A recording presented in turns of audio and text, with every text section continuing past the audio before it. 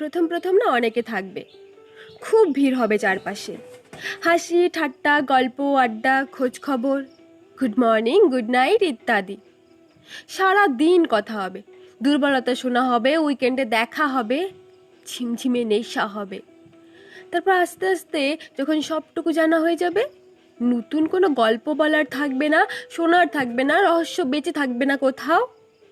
তখন একের পর এক নিভতে থাকবে যোগাযোগের ঝাড়বাতি। আর কথা হবে না, গল্প হবে না, আড্ডা হবে না, no good morning no good night. মাস কেটে যাবে, বছর যাবে, চ্যাট বক্সে তাদের নামের পাশে সবুজ আলোটা আগের মতোই জ্বলবে নিভে।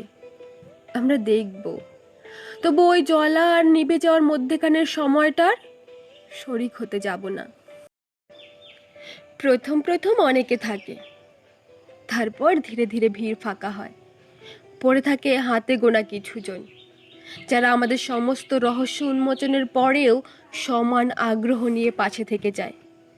গুড মর্নিং না পেলে দুশ্চিন্তা করে, গুড নাইট পেলে শান্তিতে ঘুমায়, ঝিমঝিমে নেশায় কাঁধ এগিয়ে দেয়। আমরা তাদের কাঁধে মাথা রেখে বুঝতে শিখি, অনেকে নেই তো কি হয়েছে, এই কিছু জনই আমাদের কাছে অনেক।